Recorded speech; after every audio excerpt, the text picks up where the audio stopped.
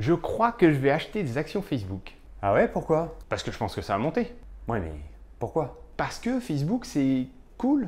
Puis il faut bien investir son argent quelque part. Ok, c'est une analyse un petit peu minimaliste, mais d'accord. Et puis si t'en achètes suffisamment, tu pourras peut-être discuter stratégie avec Mark Zuckerberg. Comment ça? Non mais je déconne, faudrait que tu sois milliardaire. Non mais comment ça, stratégie? Quel rapport avec les actions? Bah, des actions, tu deviens actionnaire, donc du coup tu prends les décisions et tout, et puis tu... Après tous ces épisodes sur la finance, tu sais même pas ce que c'est des actions. C'est de ma faute à moi si tu commences pas par les bases. Ok, tu sais quoi? On se fait un épisode sur tout ce qu'il faut savoir sur les actions.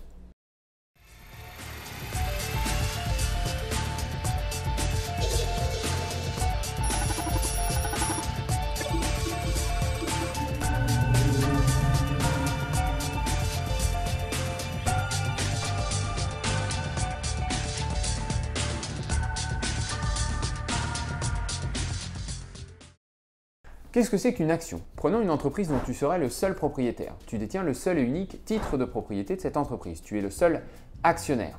Donc une action, c'est un titre de propriété. Ah mais ça n'existe pas une entreprise avec une seule action. D'habitude, il y en a plutôt plein. Oui, et la raison est toute simple. Avec une seule action, soit tu vends toute ton entreprise, soit tu la gardes pour toi. Par contre, si on divise le titre de propriété en 25 morceaux égaux, par exemple, eh ben, tu peux toujours rester propriétaire de l'ensemble si ça te chante, mais tu peux aussi décider de vendre des petits morceaux de ton entreprise, chose qui n'était pas possible avant. Pourquoi est-ce que j'irais vendre des petits morceaux de ma boîte? Pour obtenir du financement. Au début, lorsque tu as créé ta société, elle ne valait pas grand-chose. Mais en travaillant dur, tu as développé l'activité, tu as augmenté les revenus et même réduit les dépenses. Tu génères aujourd'hui des profits. Mais pour continuer de progresser et d'agrandir ton entreprise, il va te falloir recruter des employés, acheter des ordinateurs, des bureaux, louer un local, etc. Or, pour pouvoir faire ça, il te faut de l'argent, du financement. Ici, vendre une partie de ton entreprise permet d'obtenir les fonds qui te permettront de continuer l'aventure. Donc du coup, mieux vaut avoir plein d'actions pour avoir plus de flexibilité. Exactement. Ouais mais comment je suis supposé savoir combien il me faut d'actions au début? Le nombre d'actions n'est qu'une écriture comptable, un nombre arbitraire qui peut changer à tout moment. Par exemple, le 6 juin 2014, une action Apple coûtait 645 $, un montant trop élevé pour permettre à monsieur tout le monde d'investir. Donc Tim Cook, le PDG d'Apple, a décidé de découper toutes les actions en 7 morceaux identiques. Celui qui possédait une action à 645 $ s'est retrouvé avec 7 actions valant chacune 92 $. Autrement dit, tu peux choisir d'avoir une seule action pour ton entreprise au début, et puis le jour où tu veux en vendre une partie, tu peux choisir d'augmenter le nombre d'actions comme tu le souhaites. De toute façon, ça n'a aucun impact sur la valeur totale de l'entreprise. La valeur de l'entreprise, ça voudrait dire que le prix de l'entreprise dépend du prix de l'action? Bah oui, parce que la somme de toutes les actions permet de reconstituer le titre de propriété originel. Donc le nombre d'actions multiplié par leur prix te donne la valeur de l'entreprise, ou plutôt une approximation de sa valeur, parce qu'en réalité, il faut aussi retirer le cash et ajouter la dette. Mais bon, ici, c'est pas important. Donc je peux découper mon entreprise en plein d'actions pour pouvoir ensuite en vendre une partie, ce qui me permet de choper du financement et donc de continuer à développer ma boîte. Ça se tient. Mais attends, à qui je vais les vendre mes actions? Puisque ta boîte n'est encore qu'une bébé entreprise, il n'est pas question d'introduction en bourse. Ce sont des investisseurs spécialisés dans les startups qui vont acheter tes actions et probablement t'aider dans les prises de décision pour développer ton business. Un peu comme dans la série Silicon Valley, avec les fameux VCs, les venture capitalistes. En français, on parle de société de capital risque, on pourrait aussi dire private equity ou capital investissement, mais c'est pas exactement la même chose quand même. Et alors, si j'ai besoin d'argent, pourquoi est-ce que j'irais pas plutôt voir une banque pour faire un prêt, au lieu d'aller vendre des morceaux de ma boîte? Parce que les banques ne prêtent pas toujours aux toutes petites structures qui démarrent. Tout dépend du secteur d'activité, du montant dont tu as besoin, etc. Et puis la dette, c'est un sujet pour un autre épisode. Et c'est quoi l'intérêt pour les VCs? Ça leur apporte quoi à eux d'acheter mes actions? Eh bien, si ta boîte marche bien, elle va prendre de la valeur. Mettons qu'elle soit valorisée à 1 million d'euros maintenant. Si tu vends 40% des actions, les VCs te financeront à hauteur de 400 000 €. Mettons qu'un an après ce financement, ton entreprise a grandi et qu'elle génère plus de profits, et que sa valeur a augmenté à 10 millions d'euros. Pour toi, c'est tout bénef, parce que 60% de 10 millions, c'est bien mieux que 100% de 1 million. Et pour les VCs, c'est pareil, ils ont dépensé 400 000 € pour une participation qui vaut aujourd'hui 4 millions. Ouais, mais ils ne peuvent pas la vendre, donc ça leur sert à rien. Pourquoi ils ne pourraient pas la vendre? Les VCs peuvent tout à fait vendre leur participation à n'importe qui, que ce soit un autre VC ou un investisseur privé. Tout comme toi, tu peux vendre des parts de ton entreprise à n'importe qui. Attends, moi je croyais que c'était le rôle de la bourse, ça, permettre à tout le monde d'acheter et de vendre des actions. Si mon entreprise n'est pas cotée en bourse, comment est-ce que les VCs pourraient vendre leurs actions? Ah non, la bourse n'autorise pas à vendre et à acheter des actions, elle simplifie l'achat et la vente d'actions. Elle régule, elle met à disposition des tas d'informations pour que tout le monde puisse participer de façon équitable. Mais des actions peuvent tout à fait s'échanger en dehors de la bourse. La bourse, c'est le même principe que Le Bon Coin, eBay ou Amazon. Tu postes une annonce pour vendre ton vélo, non seulement tout le monde la voit, mais en plus le site propose une structure pour encadrer la transaction. Mais rien ne t'empêche de vendre ton vélo à un pote ou à n'importe qui sans passer par aucun site internet. Alors dans ce cas, pourquoi est-ce que j'aurais besoin d'introduire ma société en bourse? L'introduction en bourse intervient au moment où ton entreprise est tellement grosse que les VCs n'ont plus les moyens de financer son développement, ni même les banques. Par exemple, en mars 2012, Facebook a mis en vente plus de 420 millions d'actions à 38 $ l'unité. Cette introduction en bourse, ou IPO, a permis à l'entreprise de récolter plus de 16 milliards de dollars, un montant qu'aucun VC ni aucune banque n'aurait pu lui fournir. Au passage, je précise que ces 420 millions d'actions ne représentaient qu'environ 15% de la totalité des actions Facebook. Autrement dit, seule une petite partie de l'entreprise a été vendue lors de son introduction en bourse. Ok, je comprends. Donc maintenant, admettons que ma boîte est cotée en bourse. Tout le monde s'échange mes actions, enfin leurs actions, enfin les actions de l'entreprise, soit. Est-ce que ça m'impacte? Je veux dire, est-ce que le prix de l'action doit me préoccuper? Ah bah oui, puisque tu parles toujours de ton entreprise, ça veut dire que tu détiens toujours la majorité des actions, c'est-à-dire plus de 50% du total. Ce qui veut aussi dire que si l'action perd de la valeur, eh ben, tu perds de l'argent. Ouais, pas vraiment, tant que c'est pas vendu, c'est pas perdu. Certes, mais enfin tu vois quand même la valeur de ce que tu possèdes diminuer. Théoriquement, ça ne devrait pas t'enchanter. D'accord, mais c'était pas ma question. Moi, ce que je veux savoir, c'est est-ce que le prix de l'action impacte la manière dont l'entreprise fonctionne? Si l'action baisse, qu'est-ce que ça change pour l'entreprise? Est-ce que le PDG ou les salariés doivent s'en soucier? Ah, effectivement, c'est pas pareil. Il faut faire la différence entre le PDG, qui fait donc partie de l'équipe dirigeante, et les actionnaires. Puisque les actionnaires possèdent l'entreprise, ce sont eux qui la contrôlent. Concrètement, ils élisent les membres du conseil d'administration qui ensuite nomment les principaux directeurs de la boîte et donc notamment le PDG. Donc puisque l'action est importante pour les actionnaires, que les actionnaires sont plus ou moins les boss des directeurs et que les directeurs sont les boss des autres employés de la boîte, eh ben tout le monde est concerné par le prix de l'action. Donc PDG et actionnaire, c'est pas pareil. Potentiellement si. Par exemple, Mark Zuckerberg est le PDG de Facebook, ce qui n'empêche pas de posséder 28% des actions du groupe. Et même si on prend l'exemple d'autres dirigeants qui n'ont rien à voir avec la création de l'entreprise qu'ils dirigent, ceux-ci se voient souvent attribuer ce qu'on appelle des stock options. Ah oui, j'ai déjà entendu parler de ça. J'ai jamais compris ce que c'était. C'est un terme un peu compliqué qui revient quasiment au même que de dire que les dirigeants possèdent eux-mêmes des actions. Ils sont également actionnaires de l'entreprise, ce qui fait qu'ils ont tout intérêt à ce que les actions se portent bien. Les stock options sont donc un moyen de faire en sorte que les actionnaires et le management soient sur la même longueur d'onde. Autre impact lié à la baisse de l'action, les problèmes de financement.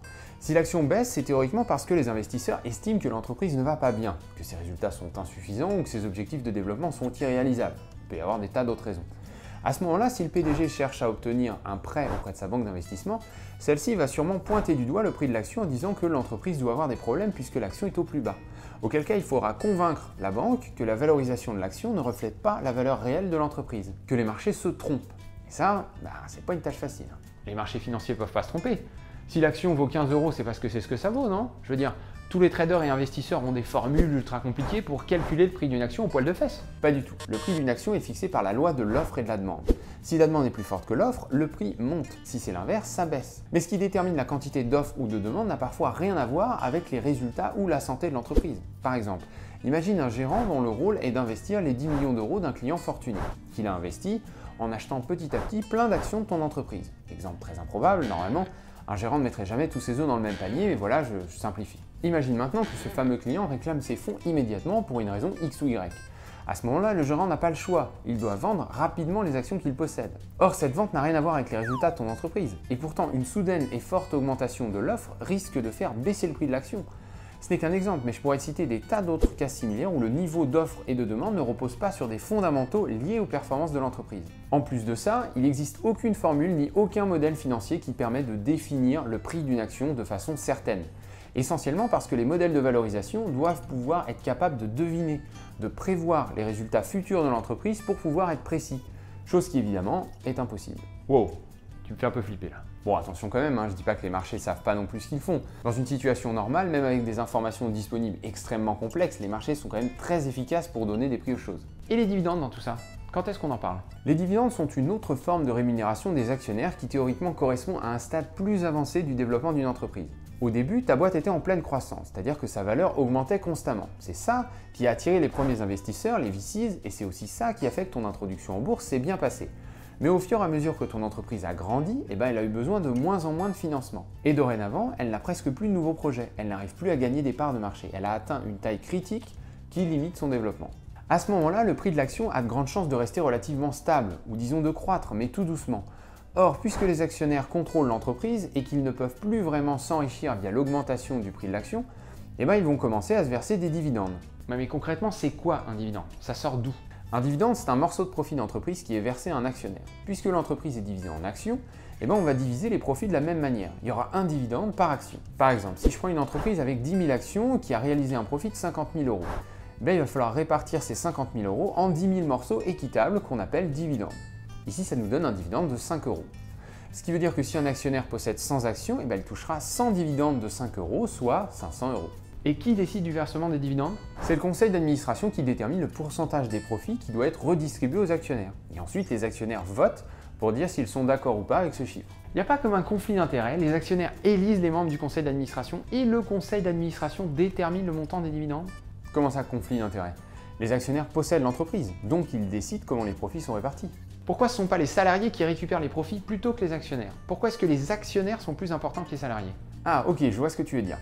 L'entreprise ne fait des profits que lorsque les salaires sont payés, les fournisseurs sont payés, les échéances de prêt sont payées, les taxes sont payées. Autrement dit, les profits sont relativement incertains par rapport à tout ce que je viens de citer.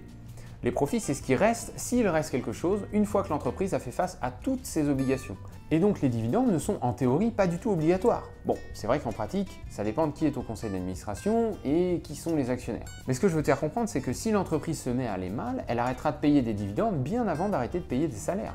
Ouais, enfin elle pourra licencier ses salariés pour maintenir ses profits et du coup continuer de payer des dividendes. Oui, mais dans ce cas, ça veut dire que les salariés ne sont pas essentiels au maintien des profits. Or, le système capitaliste a pour objectif la maximisation des profits, pas le maintien du nombre de salariés. Mon pote, tu vas te prendre une de ces baffes. Attends, moi je te dis pas si c'est bien ou mal, je t'explique comment le système fonctionne. Dans une organisation capitaliste, les entreprises cherchent à maximiser les profits. Profits qui, par défaut, appartiennent à ceux qui possèdent l'entreprise, donc aux actionnaires. Les salariés n'entrent pas en ligne de compte car ils ne sont pas propriétaires.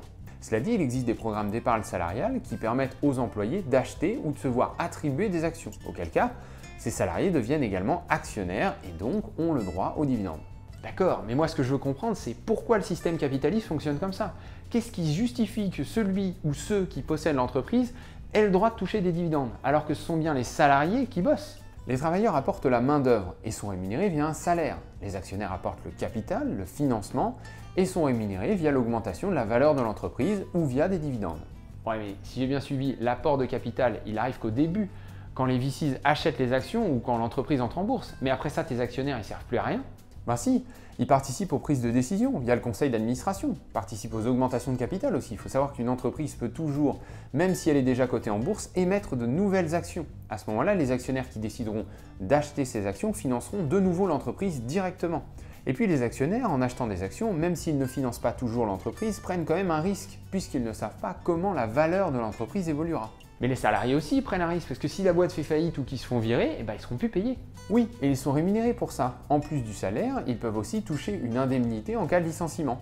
Pour les actionnaires, c'est un peu le même principe, sauf que tout passe par les dividendes et l'appréciation de la valeur de l'entreprise. Bon, ok, on tourne en rond. J'ai comme l'impression qu'il y a comme un tout petit stéréotype dans ta tête. À ton avis, qui sont les actionnaires? Comment est-ce que tu te représentes l'actionnaire typique d'une entreprise française? Un mec riche, un peu gros, qui fume des cigares et qui travaille pas? Ouais, c'est bien ce que je craignais. Voilà un schéma qui te montre qui sont les actionnaires des 40 plus grosses entreprises françaises cotées en bourse, ce qu'on appelle aussi le CAC 40. On reparlera de ça. Ces chiffres datent de 2013, mais ça permet quand même de bien se représenter les choses.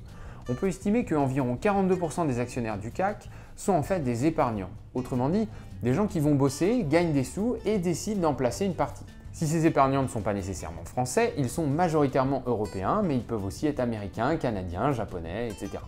Tu te fous de moi? Il y aurait des Japonais qui investissent en France? Bien sûr, via le jeu des intermédiaires financiers et notamment des fonds de pension. Et ça fonctionne pareil pour nous, tu pourrais très bien acheter une assurance vie et voir ton argent en partie investi sur des actions japonaises, ce qui ferait de toi un actionnaire au Japon. Tu peux voir que les grandes familles du type Bettencourt, Pinault, Bouygues, Arnault, etc. ne détiennent que 3,7% du CAC 40. Tu peux aussi voir que l'État français est un actionnaire non négligeable et que les entreprises sont également actionnaires les unes des autres, via le jeu des participations. Ce qui veut dire que si une entreprise A verse des dividendes qui en partie tombent dans la poche d'une entreprise B, l'entreprise B pourrait très bien utiliser cet argent pour investir dans un projet de développement, ce qui pourrait financer la création de nouveaux emplois. En bref, ce que j'essaye de t'expliquer, c'est qu'il ne faut pas se représenter les dividendes versés aux actionnaires comme ça. La réalité est beaucoup plus complexe. Et je me sens un petit peu con là du coup. Mais sinon, sur ton graphe, pourquoi il y a une partie qui est inconnue là? Alors ça, c'est parce que les actions des grandes entreprises françaises changent de main tous les jours en bourse. Ces 37% représentent une espèce de masse d'actions qui n'arrête pas de se balader d'un actionnaire à l'autre, donc on n'arrive pas bien à savoir qui détient exactement quoi. Dernière petite précision, à la place des dividendes, tu peux aussi entendre parler de rachat d'actions. En fait, les deux sont un petit peu synonymes. Au lieu de payer une certaine somme aux actionnaires en utilisant les profits, l'entreprise rachète aux actionnaires une partie de leurs actions, toujours en utilisant les profits. Donc voilà, dans les deux cas, ça permet de redistribuer les profits aux actionnaires. On récapitule tout rapidement. Une action, c'est un titre de propriété associé à une entreprise. Si on regroupe toutes les actions d'une entreprise, on obtient le titre de propriété originel. Donc les actionnaires sont les propriétaires de l'entreprise et donc la somme de toutes les actions en détermine la valeur. Les actions sont utiles car elles permettent de vendre des morceaux de la société, ce qui lui permet de récupérer l'argent dont elle a besoin pour développer son activité. Une entreprise n'a pas nécessairement besoin d'être cotée en bourse pour que ses actions puissent s'échanger. Certains investisseurs, notamment les VCs, sont spécialisés dans l'acquisition d'actions de boîtes qui commencent tout juste à se développer et l'introduction en bourse correspond à une période particulière dans la vie d'une entreprise, période qui marque un besoin de financement tellement important que la bourse devient l'unique solution. Les actionnaires sont rémunérés via l'augmentation de la valeur de l'entreprise, donc de ses actions, ou par la redistribution des profits via des dividendes ou des rachats d'actions. Enfin, la grande majorité des actionnaires est en réalité des monsieur et madame tout le monde qui gagnent suffisamment de sous pour pouvoir les placer.